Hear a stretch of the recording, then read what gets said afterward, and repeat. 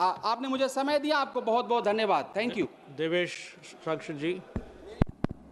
धन्यवाद सभापति महोदय। मेरी लोकसभा एटा कासगंज में कासगंज जनपद में डॉक्टरों की कमी के कारण मरीजों को काफ़ी कठिनाई का सामना उठाना पड़ रहा है।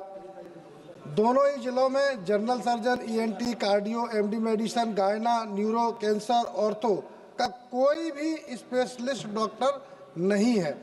मैं आपके माध्यम से मंत्री जी से मांग करता हूं कि यहां पे डॉक्टरों की कमी की भरपाई करी जाए। इसके साथ साथ जनपद एटा में एक ट्रामा सेंटर के लिए और बनवाने की मांग इस आशय के साथ करता हूं कि हाथरस, फर्रुखाबाद, मैनपुरी और कासगंज में दुर्घटनाओं के कारण तमाम मरीज जहां दिल्ली और लखनऊ जाना पड़ता है, उन्हें वहां उचित व्यवस्था नहीं मिल पाती है। तो एक एटा में ट्रामा सेंटर की मांग के साथ साथ वहीं कासगंज जनपद के मेडिकल कॉलेज जो पीपी मोड पर बनाया जाना सुनिश्चित हुआ है, जिसको 8 माह हो गए हैं, जमीन अधगड़ करे हुए, जमीन भी दे दी गई है और इसका काम राजश्री मेडिकल कॉलेज बरेली को मिला है, जो अभी तक कार्य शुरू नहीं हो पाया। मेरा माननीय स्वास्थ्य मंत्री जी से विनम्र निवेदन है कि इन तीनों कामों को, स्वास्थ्य सेवाओं को अच्छा बनाने के लिए जल्द से जल्द माननीय श्री अशोक रावत जी। चेयरमैन साहब, मैं आपके माध्यम से केंद्र सरकार का ध्यान इस ओर आकर्षित करना चाहता हूं कि पासी समाज के राजाओं महाराजाओं का इतिहास अत्यंत ही समृद्ध, प्रभावशाली और जन कल्याणकारी रहा है। महाराजा बिजली पासी, महाराजा लाखन पासी, महाराजा सीता पासी, सातन पासी, महाराजा सुहेलदेव पासी, कई अन्य शासकों ने अपने क्षेत्र में शासन व्यवस्था, सामाजिक संगठन और जनहित के कार्यों की सुदृढ़ परंपरा स्थापित की। महाराजा शमशा पासी के पुत्र सलिया पासी और मलिहा पासी ने सलीला और क्रमशः मलिहा पासी ने मलिहाबाद बसाया। इन शासकों के योगदान और उनकी गौरवशाली विरासत को आज भी इतिहास का पाठ्यक्रम में स्थान प्राप्त नहीं हुआ। अतः मैं केंद्र सरकार से आग्रह करना चाहता हूं कि पासी समाज के राजा महाराजाओं के इतिहास को विद्यालयों के इतिहास पाठ्यक्रम में शामिल करने हेतु आवश्यक निर्णय लिया जाए, ताकि उनके ऐतिहासिक पहचान को संरक्षित रखते हुए युवा पीढ़ी तक सही रूप से पहुँचाया जा सके। धन्यवाद। धन्यवाद जी। माननीय श्री कालीपद सरन, माननीय श्री कालीपद सरन, आप बैठिएगा, आप बैठिएगा।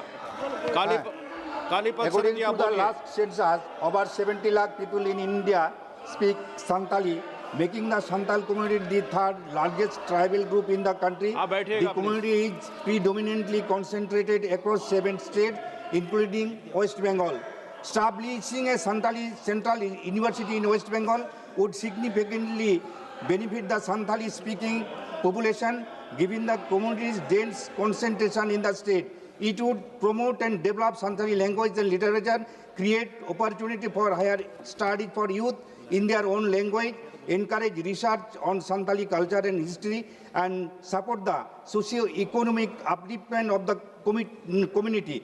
This step would not only honor the legacy of the Santhal community, but also reinforce India's commitment to celebrating its linguistic and cultural diversity. Therefore, I respectfully urge the Union government to establish a central university with Santali as the medium of instruction in the Jungle Mahal region of West Bengal. Thank you. Santosh Pandey ji.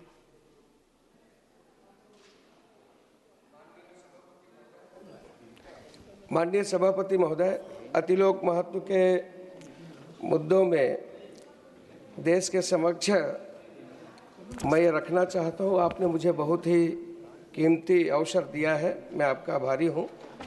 महोदय, आद्य शंकराचार्य जी से उनके शिष्यों ने पूछा था कि वास्तव में असली बहरा और असली गूंगा कौन है, कौन होता है? तो उन्होंने संस्कृत में एक शब्द में उसका उत्तर दिया, मुकोष्टिकोवा बधिरश्चकोवा। उत्तर है वक्तुम न युक्तम समये समर्थः। जो समय पर न सुने और समय पर न बोले सही बातों को, वही असली गूंगा और बहरा है। महोदय, मैं छत्तीसगढ़ की ओर से सरगुजा से लेकर के पूरे बस्तर, संपूर्ण छत्तीसगढ़ की ओर से मैं माननीय देश के प्रधानमंत्री नरेंद्र मोदी जी, देश के गृह मंत्री सम्माननीय अमित शाह जी का कृतज्ञता ज्ञापित करने के लिए खड़ा हुआ हूं कि भारत के इतिहास में आंतरिक सुरक्षा, इंटरनल सिक्योरिटी के ऊपर जब लिखा जाएगा, शोध किया जाएगा, तो देश के वर्तमान प्रधानमंत्री, गृह मंत्री का नाम स्वर्ण अक्षरों में लिखा जाएगा। उन्होंने टाइमलाइन, समयबद्ध, मोटिव के तहत लक्ष्य निर्धारित करके जो माओवाद, जो लाल आतंक का समापन उन्होंने शुरुआत किया है। महोदय, वो पंक्तियां याद आती है, निश्चरहीन करौ मही, भुज उठाए प्रणकीर्ण। यह वही दंडकारण्य है जिसमें फिर से माननीय अमित शाह जी ने, और वो समापन की ओर है। महोदय, नक्सलवाद, अर्बन नक्सलवाद, पत्थरबाज, आतंकवाद, यह दृढ़ संकल्प से समाप्त होता है। जब ऑपरेशन सिंदूर चल रहा था, सबकी नजर जब बॉर्डर पर थी, तब पूरी तन्मयता के साथ हमारी फोर्सेस, माननीय अमित जी, छत्तीसगढ़ के जंग, माननीय श्री रविंद्र नारायण बेहरा जी।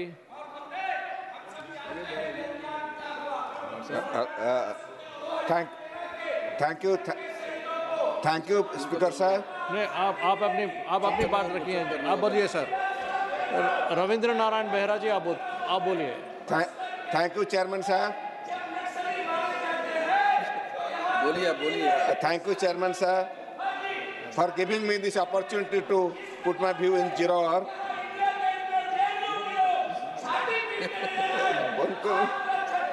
बेहरा साहब, आप बोलिए। Parliament of India, आप अपने बात रखी है, आप बैठिएगा। नहीं, आपने अपनी बात रखी है, बैठिएगा। आप बोलिए please. Parliament of India through an amendment to the All India Service Act 1951 in 1963. Inter alia establishment the Indian service engineers like irrigation, power, buildings and roads, and Indian medical and health service as All India Service AIS to be effective upon the notification by central government. These notifications are pending since last 60 years. In this regard, will the Honorable Minister of Public Grievances and Pensions be pleased to state details regarding efforts made by central government to notify the above services as All India services? Please provide details issues faced to achieve the above.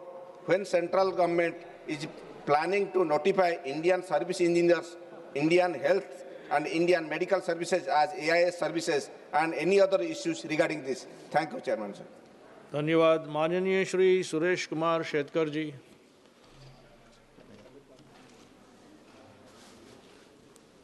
Honorable Speaker, sir, I wish to draw the urgent attention of this August House and the Indian government to the pressing need for the comprehensive national policy on cancer screening in India. Prostate cancer stands as the second most common cancer in men globally, and its incidence is regrettably rising in country. Similarly, breast cancer, colorectal cancers, and are significant public health burdens, while cervical cancer remains a major concern that is largely preventable through screening. Currently, the absence of government-mandated population-based screening program means many individuals remain undiagnosed until the disease have reached advanced stages, severely impacting survival rates. Evidence robustly demonstrates the early detection through simple screening methods can significantly reduce mortality of this cancer. Specifically, I request that the Union government mandate and regulate affordable screening for prostate cancer, PSA, colorectal cancers, breast cancer, and cervical cancer across all public and private laboratories, which is a particularly focus on individual aged 40 and above.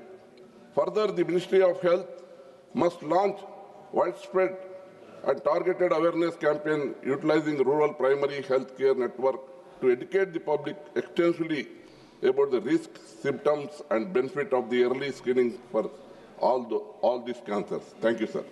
Thank you, sir. माननीय श्री संबित पात्रा जी।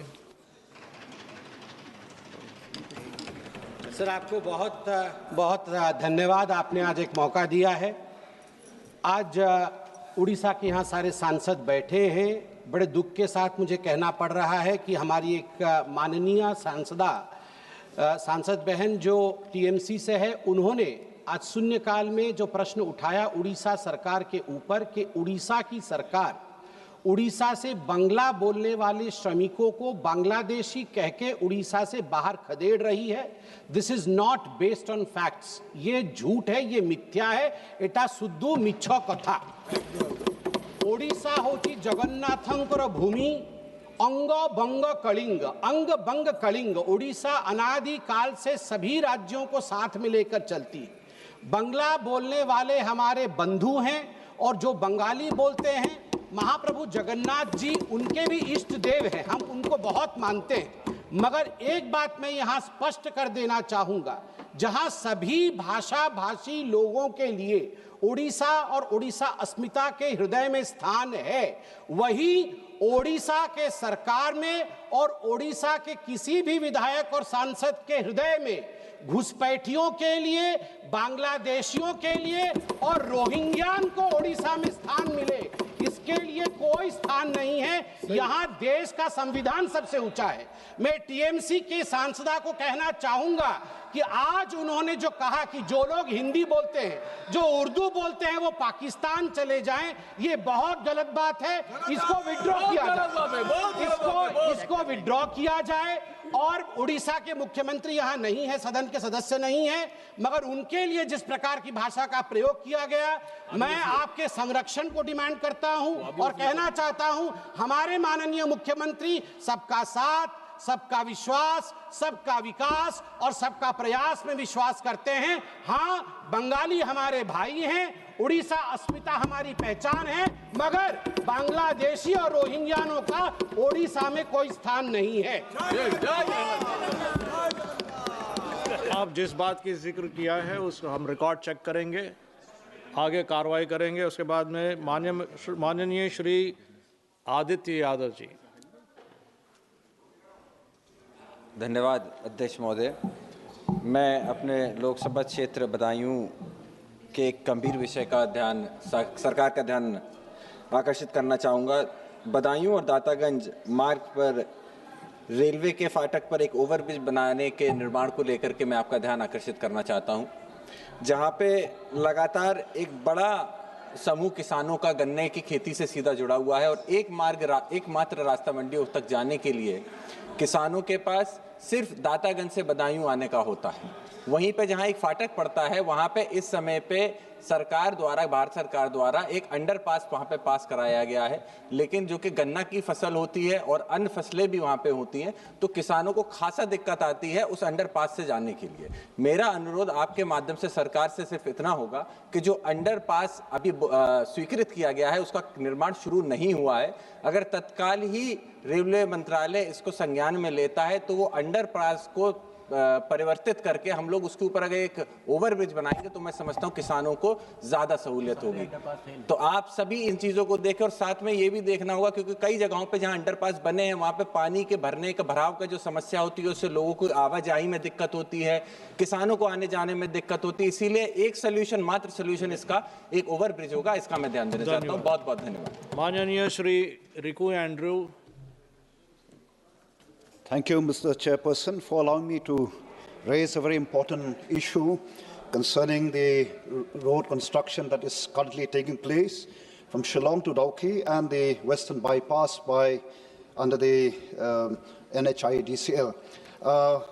Through you, Mrs.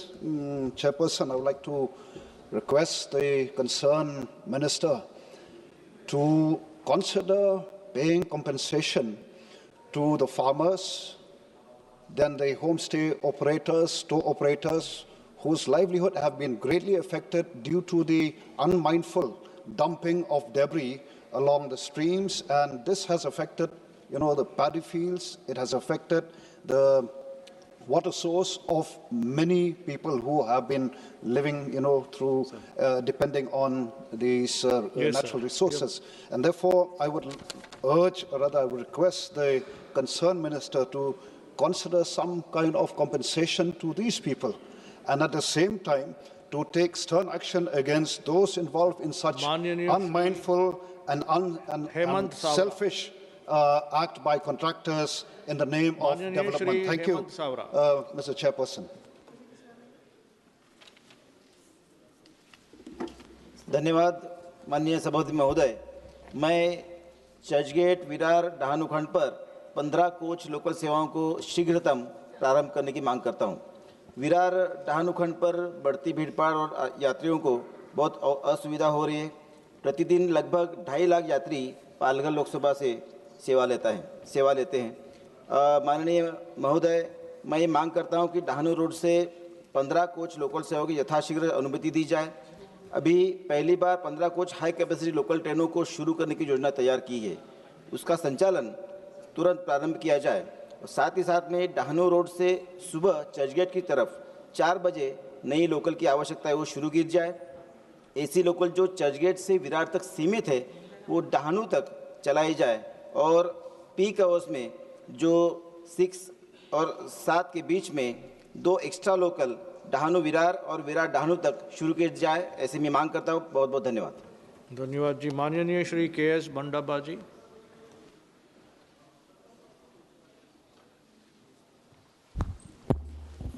Thank you सभापति जी।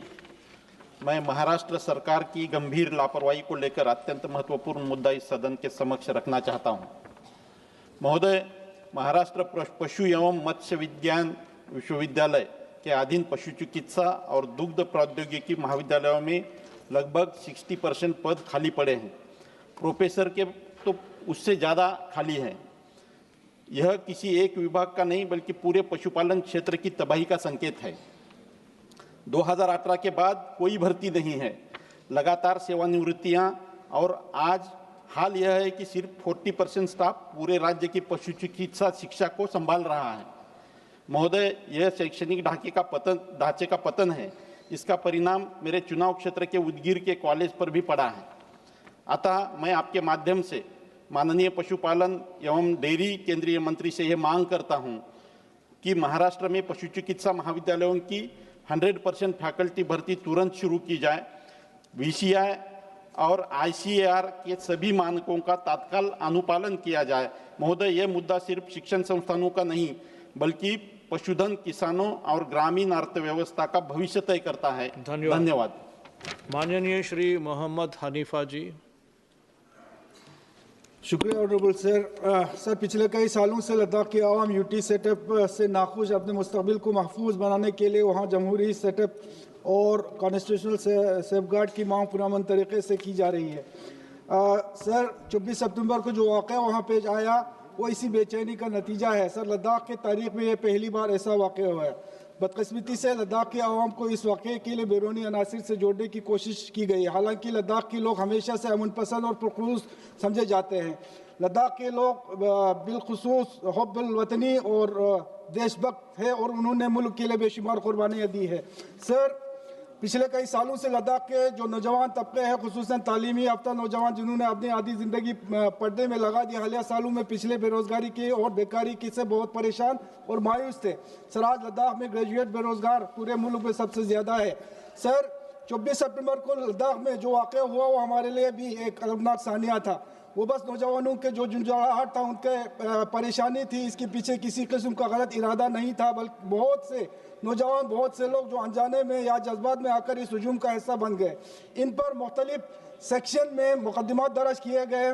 बहुत से लोग आज भी जेलों में बंद हैं, कुछ जमानत पर बाहर है, लेकिन थानों के चक्कर काट रहे हैं। मैं ऑनरेबल होम मिनिस्टर साहब से अपील करता हूं कि जिन लोगों पर मुकदमा दर्ज किए गए हैं और जो लोग जेल में हैं और जमानत पर बाहर हैं, इन्हें भी एक हीलिंग टच की तहत, जैसा कि दूसरे कई रियासतों में इससे भी संगीन हालात में रियायत दी गई है, इस तरह इन मुकदमात को भी एक बार के खुसूसी अक़दाम के तहत खत्म किया जाए। सोना वाचुक एक अमन पसंद और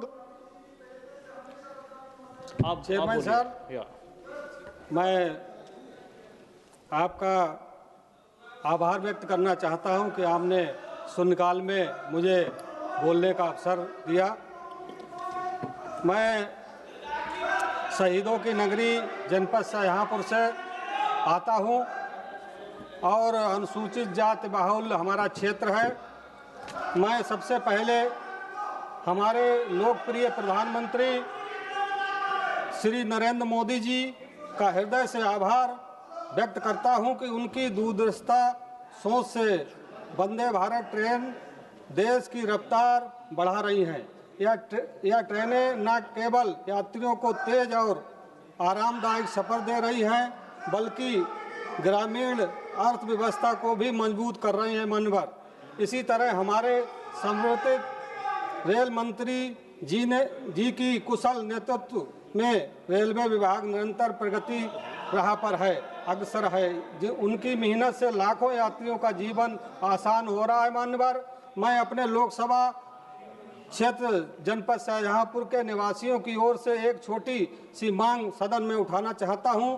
लखनऊ से दिल्ली के बीच वंदे भारत एक्सप्रेस का संचालन शाहजहांपुर होते हुए शुरू हो और इसे ट्रेन का ठहराव जनपद शाहजहांपुर स्टेशन पर सुनिश्चित किया जाए। मैंने 1 जुलाई 2025 को रेल मंत्री जी को पत्र लिखा था, जिस पर उन्होंने 22 जुलाई को जांच के निर्देश दिए। मेरा निवेदन है कि इस संबंध में शीघ्र ही कार्रवाई की जाए। माननीय, बहुत बहुत धन्यवाद। जी को आप सुनिए, मैं हनीफा जी को फिर मौका दे रहा हूँ। एक सेकंड, आप मेरी बात सुनिए, आप मेरी बात सुनिए। मैं हनीफा साहब को फिर मौका दे रहा हूँ। इससे पहले सर मेरी मांग ये है कि एक तो जो नौजवान तबके जिनको जेलों में बंद किया गया है उनको रिहायत दिया गया है, उनको वन टाइम उनके जो मुकदमात है उनको खत्म किया जाए। 4 नौजवानों के जान चले गए सर उस 24 तारीख के उस घटना में। बहुत ही गरीब तबके के लोग हैं, उनके घर जो है बिल्कुल आज सदमे में है। उनके जो घरों को आपने बात रखी है, धन्यवाद। आपने अपनी बात रखी है। श्री संजय देशमुख जी। धन्यवाद माननीय अध्यक्ष महोदय।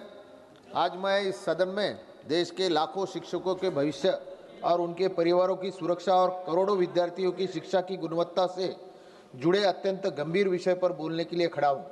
हमारे देश में बड़ी संख्या में शिक्षक सरकार द्वारा नियुक्ति के समय लागू नियमों के और पात्रता और प्रशिक्षण के आधार पर पूरी तरह से वैधानिक प्रक्रिया से चयनित हुए थे। उनकी नियुक्ति में कोई त्रुटि नहीं थी, कोई अनियमितता नहीं थी। ये वर्षों से ईमानदारी और निष्ठा से शिक्षण कार्य कर रहे हैं, लेकिन आज उनकी नौकरियों पर केवल एक कारण से खतरे में है। टीईटी परीक्षा से अचानक और पूर्वलक्षी प्रभाव से अनिवार्य कर देने के कारण अध्यक्ष महोदय, जब ये शिक्षक नियुक्त हुए थे तब टीईटी जैसी कोई शर्त मौजूद नहीं थी।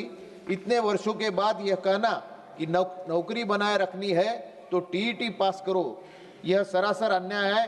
यह प्रशासनिक गलती का भार शिक्षकों पर थोपना है और उनके साथ गंभीर अन्याय है। देश के ग्रामीण, आदिवासी और दूरदराज क्षेत्रों में शिक्षा की पूरी तरह इन्हीं शिक्षकों के भरोसे पर चलती है। यदि टीईटी की अनिवार्यता के कारण लाखों शिक्षक असुरक्षित हो गए या नौकरी से बाहर हुए तो उन स्कूलों को क्या होगा, उन बच्चों का क्या होगा? शिक्षा व्यवस्था पर भारी संकट खड़ा हो जाएगा। आरटीई के उद्देश्य बच्चों को शिक्षा का अधिकार देना है, शिक्षकों को हटाना नहीं। अध्यक्ष महोदय, शिक्षक की योग्यता केवल एक लिखित परीक्षा से नहीं आंकी जा सकती। उनके असली मूल्य, उनके अनुभव, उसकी समझ विद्यार्थियों पर बड़े सकारात्मक प्रभाव से तय होता है। कई वर्षों से सेवा देने वाले शिक्षक। Thank you, Speaker sir, for this opportunity. Mine is a very important, long pending demand for my constituency. It is a very simple demand, but it is a very long pending demand. Tiruvallur is a very important place near Chennai, sir. It is just 42 kilometers from Chennai. Most of the workforce comes from Tiruvallur to Chennai. They travel through a particular train. Now the problem is in Tiruvallur, the population has increased so much that there is a constant demand for people for all the additional expresses and superfast trains to stop in Tiruvallur. I have made this demand consistently with the railway minister to consider this fact, because Tiruvallur is now the hub of work. It is the hub where Sriperumbudur is also there. I urge the railway minister to consider this stoppage for all the additional expresses and superfast trains in Tiruvallur. Thank you. Thank you. माननीय श्रीमती कमलजीत सहरावत जी। धन्यवाद chairman sir. Sir, मैं आपके माध्यम से इस सदन का ध्यान अपनी पश्चिमी लोकसभा के एक द्वारका की समस्या की तरफ दिलाना चाहती हूँ। द्वारका आज इस समय आदरणीय प्रधानमंत्री जी के विजन को स्थापित करने वाली नगरी है, जहां यशोभूमि, एयरपोर्ट से जुड़ने वाली रोड, द्वारका एक्सप्रेसवे, यूईआर जैसे रोड हैं। लेकिन सर यहाँ पर लगने वाला भीषण जाम आज पूरे द्वारका की बहुत बड़ी समस्या बन चुका है। लाखों लोग इस रोड से गुजरते हैं और लेकिन यहाँ पर लगने वाले जाम से बहुत लोगों की फ्लाइटें छूट रही हैं। यशोभूमि और पालम एयरपोर्ट नज़दीक होने से हमारे वीआईपी रूट बहुत लगते हैं, तो ये भीषण जाम आज हम सबकी बहुत बड़ी दिक्कत बन गया है। मैं आपके माध्यम से ministry of road and transport, ministry of urban affairs से रिक्वेस्ट करती हूँ कि वे दिल्ली गवर्नमेंट के साथ एक ज्वाइंट कमेटी बनाकर द्वारका के इस समस्या को टेक्निकल असेसमेंट करके ऑल्टरनेट रूट्स, एक्सटेंशन रोड और फ्लाईओवर अंडरब्रिज बनाने पर जल्दी से विचार करें। आपने मुझे समय दिया, आपका बहुत बहुत धन्यवाद। माननीय श्री उत्कर्ष वर्मा जी, देखिए अभी हमको बिल भी रखना है कि मेरा माननीय सभापति रिक्वेस्ट है सभी सदस्यों से। आपका ध्यान आकर्षित करना चाहता हूं, खीरी जनपद में मैलानी से भीरा पलिया तिकुनिया होते हुए नानपारा तक छोटी रेल लाइन जाती है। लोगों में असमंजस की स्थिति है कि ये रेल लाइन बंद कर दी जाएगी। मेरी मांग है कि यात्रियों, व्यापारियों और पर्यटकों की सुविधा के लिए इस रेल लाइन को बंद न किया जाए तथा इसका अमान परिवर्तन कर बड़ी रेल लाइन कर दी जाए और इस लाइन को दिल्ली तथा अन्य राज्यों के प्रमुख शहरों तक इस पर एक एक्सप्रेस ट्रेन का संचालन किया जाए तथा लखीमपुर गोला होते हुए दिल्ली तक ट्रेन चलाई जाए। बहुत बहुत धन्यवाद। धन्यवाद। माननीय श्री भिऊ प्रसाद तराई जी। भिऊ प्रसाद जी। जी। Thank you, Speaker, sir. Through you, sir, I would like to draw the attention of Honorable External Affairs Minister that relating to one sensitive issue that in my constituency, Jagatsinghpur of Odisha, one person that Adarsha Behra had gone to Sudan and he was working as a laborer in Sukrati plastic factory. In December 22, he had gone there and he had been working there. Due to class war in Sudan, he has been stuck there. So there is no chance to come to India. So in this regard, I had informed the embassy of Sudan, but till today, he had not been rescued as he has been stuck in Sudan. So I would like to request Honorable Foreign Minister to intervene in this matter and yes, sir. He should come to India. Your point is with made, the sir. help of Maananiya Shri Government of Sudama India. Prasad. Thank you, sir.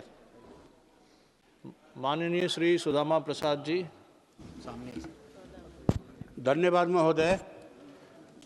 हमारे जिले में, भोजपुर जिला में सोन नदी के किनारे, हमारे ही जिले में नहीं बल्कि मध्य बिहार के 5-6 जिलों में दोनों तरफ जो है, दोनों तरफ का जनजीवन अस्त व्यस्त हो गया है।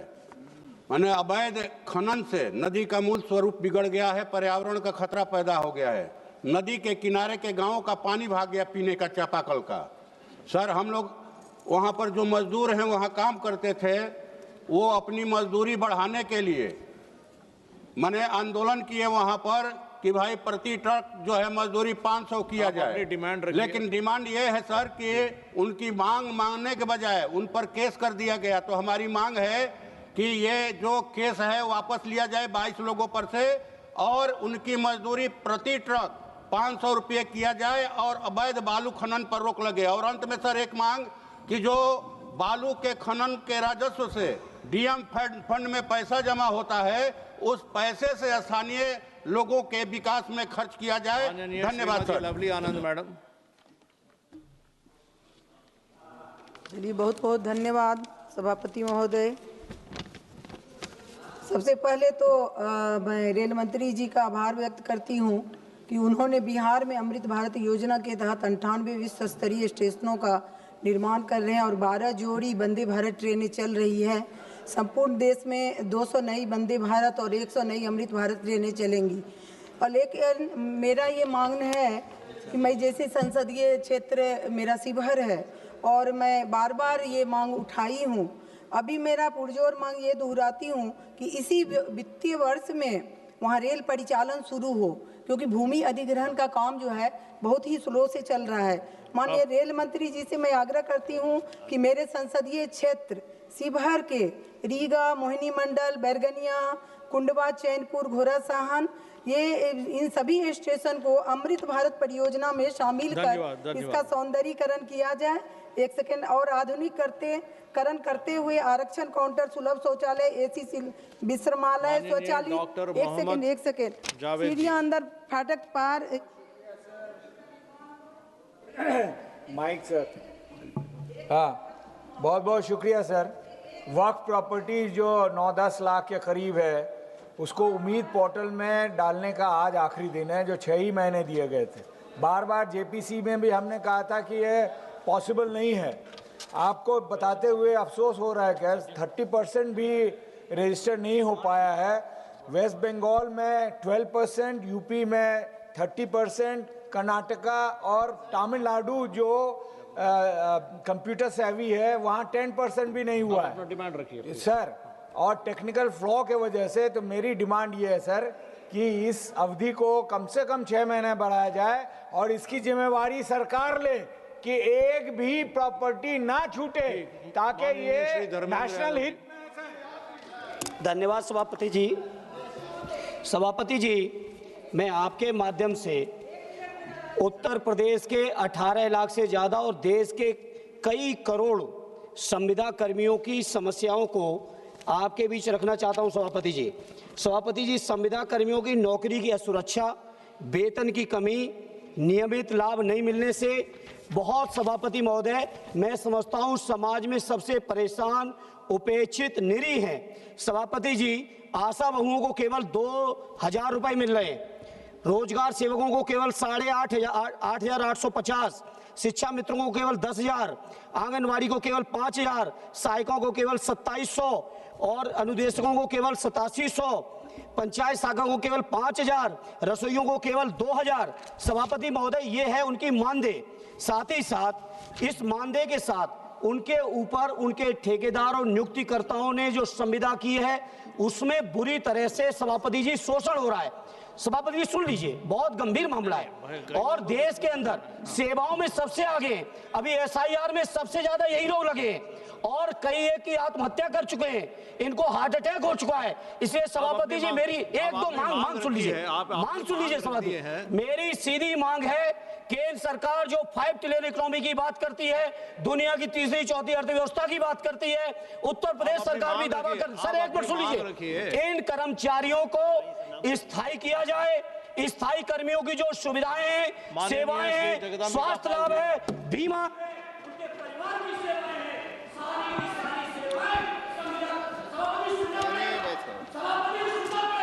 कितनी देर बोले, कितनी देर बोले? जगदीप पाल जी आप बोलिए। सभापति महोदय, मैं आप बोल चुके ना, आप बोल चुके, आपकी मांग आ गई, आपकी मांग आ गई, आपकी मांग आ गई, तो मांग कर लो ना, बोलो ना, आप उनसे बात क्यों करो? आप चेयर से बात कीजिए, आप चेयर को बोलिए सर। तो आप बोलिए कि नहीं, तो कर लो यार, तो करोगे उधर नहीं। हम आपको मौका देंगे, आप बैठिएगा। आप 30 सेकंड में आप डिमांड रखिए, आप अपना डिमांड एक महीने में SIR कराएंगे, उनको सुविधाएं नहीं देंगे, ये सभापति जी बर्दाश्त नहीं कर पाएंगे। इसलिए उनको स्थायी करिए, उनको सारी की सारी जो सेवा शर्तें हैं वो शर्तें दीजिए। ये सर।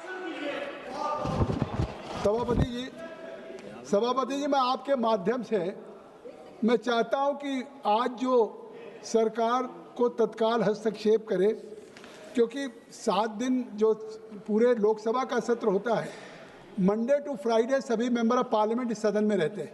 सैटरडे संडे सबके क्षेत्र में कार्यक्रम लगे रहते हैं। कल हमारे यहाँ भी दिव्यांग शिविर लगा हुआ है, किसी को बेंगलुरु जाना है, किसी को चेन्नई, किसी को कलकत्ता। 400 इंडिगो की फ़्लाइट कैंसिल हो गई। मेरी शाम की रात की फ़्लाइट थी, वो कैंसिल हो गई। कल सुबह की फ़्लाइट कैंसिल हो गई। आखिर DGCA ने अगर फ़्लाइट ड्यूटी टाइम लिमिटेशंस लगाया है तो यात्रियों की सुरक्षा, उनकी विश्वसनीयता और अकाउंटेबिलिटी किसकी रहेगी? हम 5 मिनट लेट हो जाते हैं तो हमारी एयरलाइंस वेट नहीं करती, चली जाती है। और आज जो DGCA ने अगर एयरलाइंस ने कोई निगरानी करने के लिए दिया है और इंडिगो उसका पालन नहीं कर रही है, पूरे देश में आज 400 फ्लाइटें कैंसिल हो गई। हम सब लोग देश में कैसे अपने राज्यों से कैसे अपनी कंस्टिट्यूंसी में जाएंगे और फिर मंडे को लौटेंगे। इस स्थिति को सामान्य किया जाए।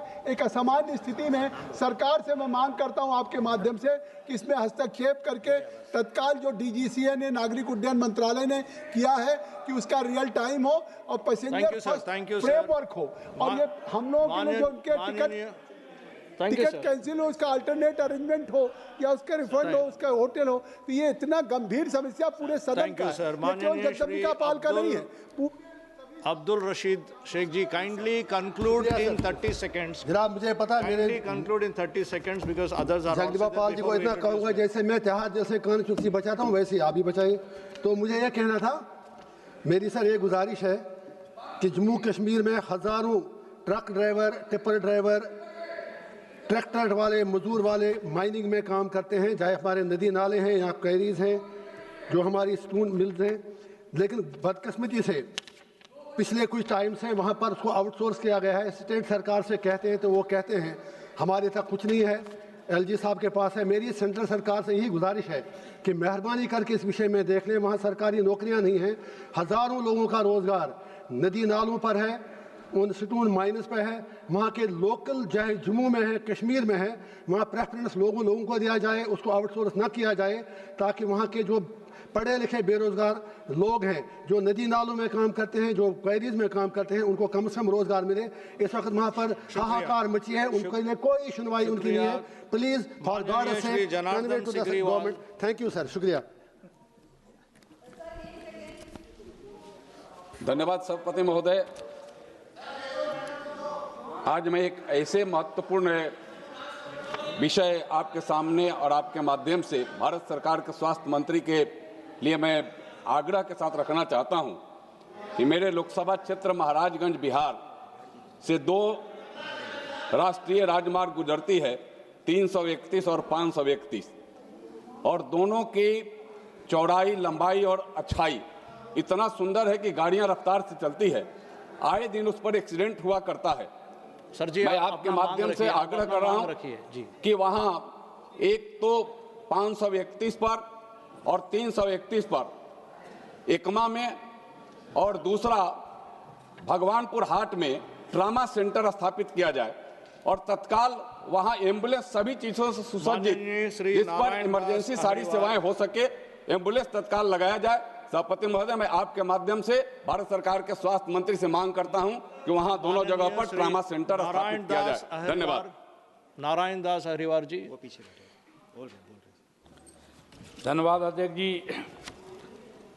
आज पूरे देश और प्रदेश और मेरे लोकसभा क्षेत्र जालौन, गरौठा, भोगनीपुर में अध्यापन कार्य कर रहे शिक्षक व शिक्षिकाएं माननीय उच्चतम न्यायालय के आदेश से अत्यंत भयभीत हैं, जबकि भारत सरकार द्वारा कक्षा 1 से 8 तक पढ़ाने वाले शिक्षकों की शैक्षिक योग्यता भर्ती के लिए निर्धारित किया गया, जिसमें अन्य योग्यताओं के साथ साथ शिक्षक पात्रता परीक्षा TT पास करना अनिवार्य किया गया। यह योग्यता 2010 के बाद भर्ती पर लागू होना था, पहले से नियुक्त शिक्षक पर यह लागू नहीं होना था, परंतु उच्चतम न्यायालय के निर्णय के पहले से नियुक्त शिक्षकों पर भी ये लागू हो गया है। जबकि नियुक्ति जब हुई थी उस समय योग्यता निर्धारित थी, उसे पूर्ण करने के बाद ही उनकी नियुक्ति हुई थी।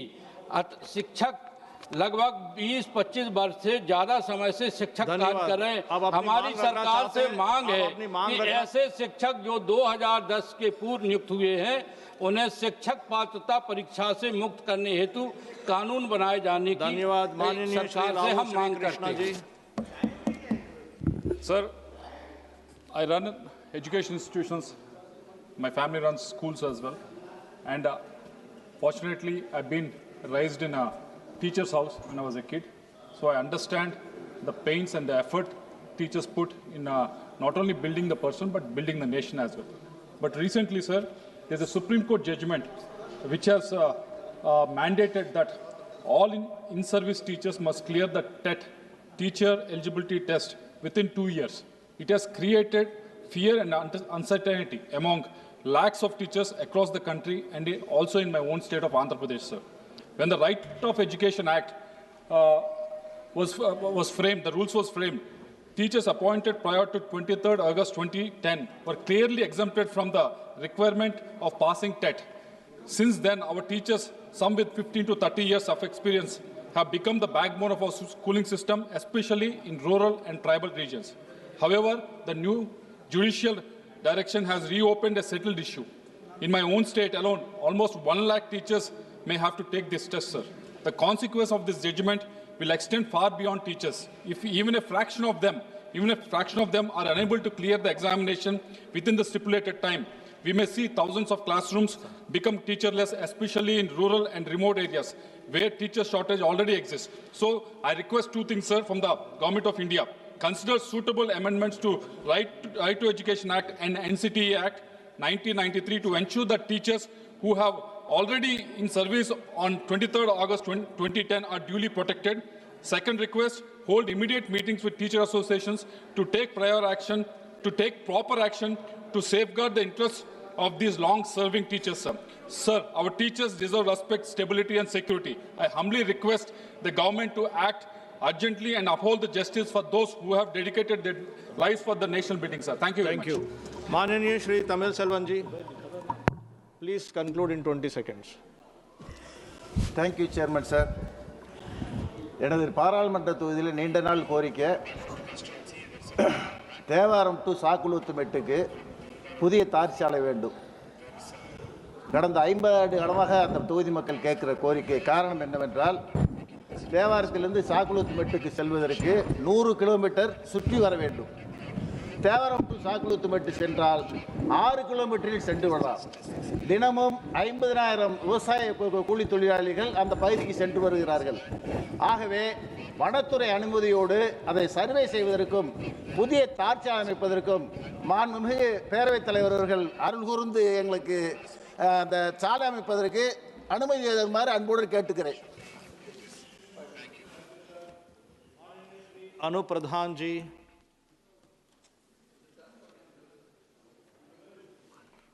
अनु प्रधान जी।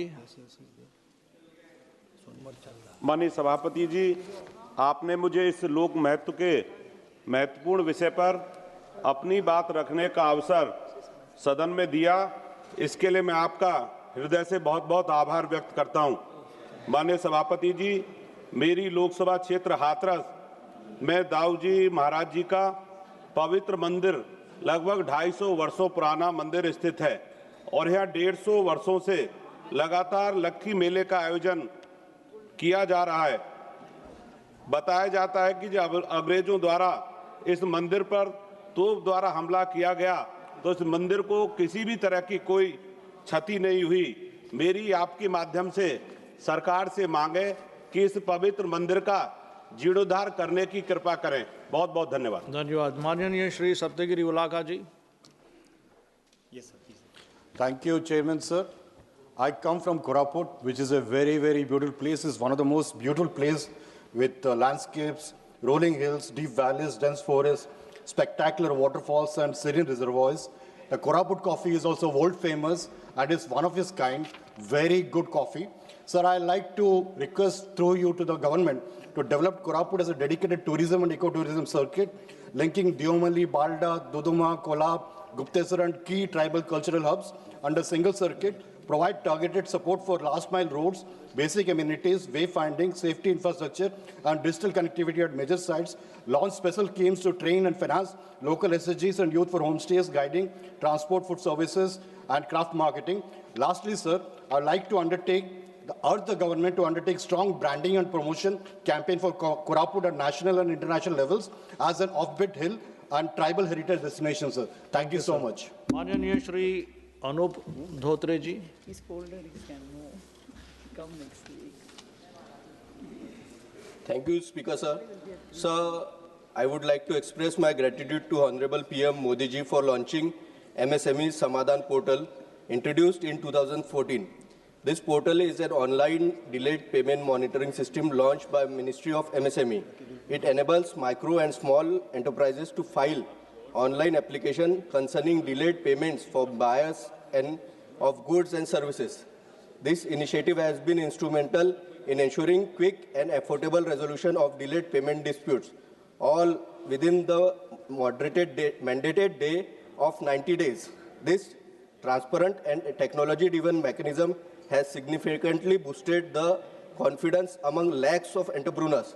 So, India's current GDP growth rate stands at 8.2%, and Maharashtra Please your demand, sir. Please place your demand. Maharashtra being largest contributor to national GDP and home of highly concentrated MSMEs. Sir, मेरी demand है कि जो MSME समाधान portal है, official website के हिसाब से 1,05,000 cases register हुए हैं, जिसमें के 47,000 केसेस का अनुकरण किया गया, केसेस की पेंडेंसी काफ़ी है, तो इसके लिए डिस्ट्रिक्ट लेवल पे श्रीमती पोर्टल के माध्यम से इसे स्थापित किया जाए। Thank you sir. माननीय श्रीमती रूप कुमार चौधरी जी।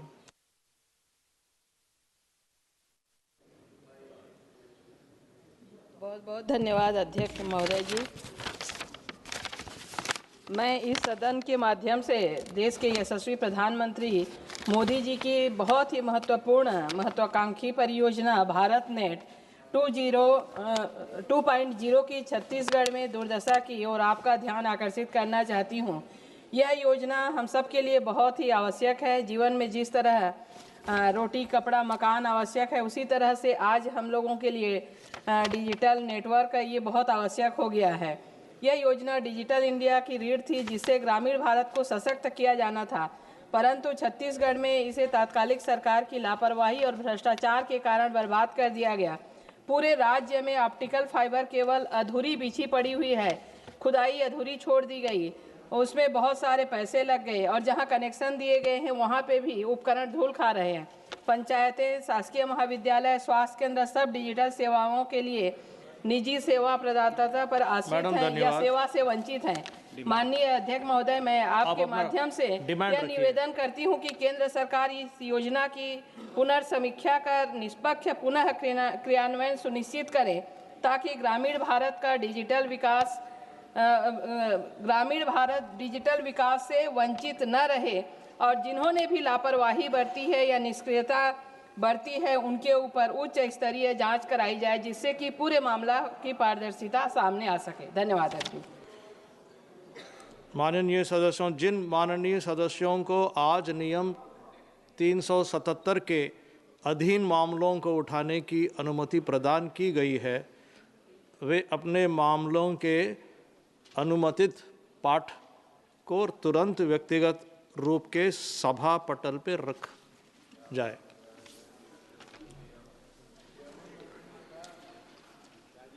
Item number 11